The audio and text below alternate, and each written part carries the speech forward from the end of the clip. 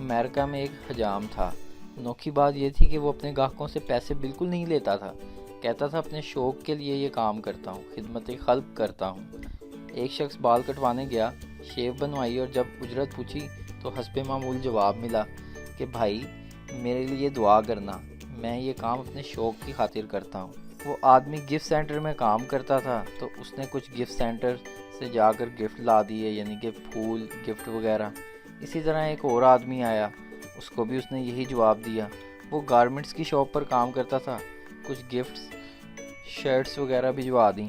इसी तरह फिर एक और आदमी आया, वो परफ्यूम की शॉप्स पर काम करता था, 2 परफ्यूम गिफ्ट के तौर पर भिजवा दिए। इसी तरह एक पाकिस्तानी आया, उसको भी हस्बे मामूल यही जवाब दिया कि भाई मैं आपसे दुआ चाहता हूँ, बस और कुछ नहीं चाहिए।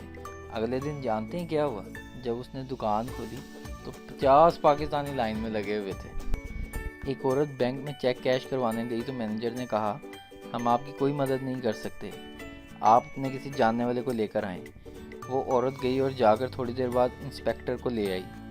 इंस्पेक्टर से पूछा गया कि आप इस औरत को जानते हैं? उसने कहा हाँ जी जानता हूँ। तो वो औरत कैश करवा के चली गई।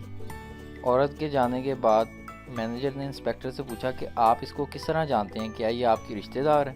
तो इंस्पेक्टर बोला ये इससे पहले कई जाली चेक कैश करवा चुकी है। कल अखबार में एक आर्टिकल आया, बीवी को कैसे काबू में रखें। इतनी खुशी हुई कि धड़कन बढ़ गई और पूरा आर्टिकल एक ही सांस में पढ़ लिया।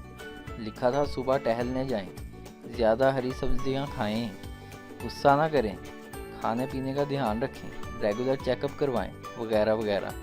बाद में फिर अनवान पढ़ा, दिमाग ख़राब हो गया। लिखा था बीपी को कैसे काबू में रखें, अब कल आंखें चेक करवाने जाना है। वीडियो देखने का शुक्रिया।